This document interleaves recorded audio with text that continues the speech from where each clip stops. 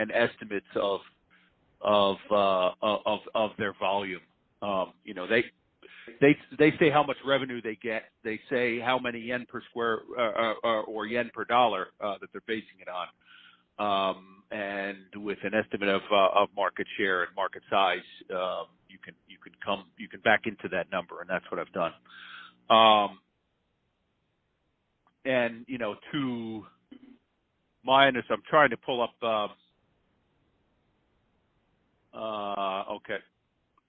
Cost model. Our cost model on larger sizes, say a 55-inch LCD, would have glass in the neighborhood of 10%.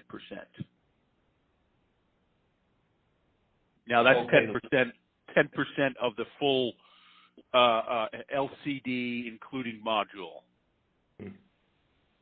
Okay, yeah. So the number we put out was for the backplane only, right? Yeah. Okay. 10%. Yeah. 10% module is okay. Yeah. Yeah. Now, so if you would say, why is this glass so expensive? It's expensive to make because it's very pure, and actually, removing impurities down to the whatever nano level is one of the tricks. Very few companies can do it. Corning was working at it probably 15 years before they started to make a profit. Corning has progressed very nicely down the cost curve, and now Corning can make it. And if they're selling it for $130, they're probably making it. Their full cost is probably 55 yen per square foot. So they've got margins over 50%. The two Japanese are also major players in this. They have margins gross margins in the neighborhood of 25 or 30%, right? So they have basically it's commodity pricing across the industry. So everybody's selling at about 130 yen per square foot, so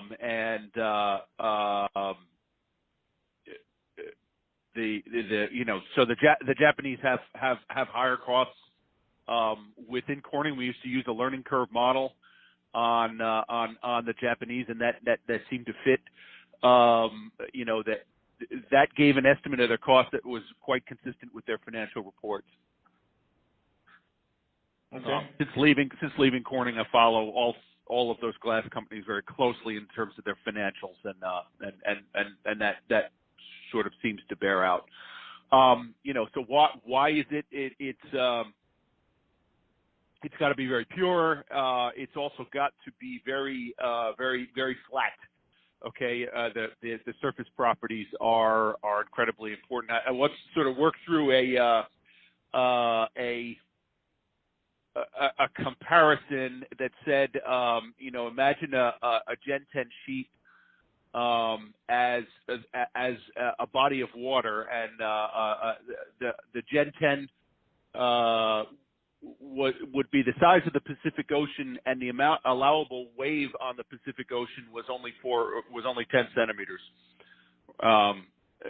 So it's got to be very, very smooth and flat, and that's because you're printing circuits on this, and any discontinuity can or any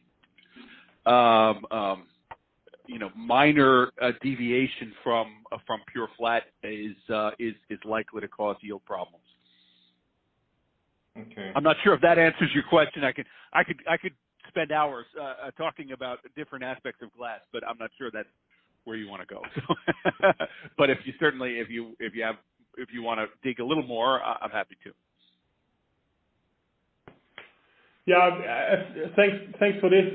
I mean, in the end, for us, glass is not let's say it's not our target market. Yeah, we are more interested in other layers. Yeah, we look at the semiconductors, we look at the dielectrics. Mm-hmm. Yeah, so I was just curious about the glass itself. Yeah. The biggest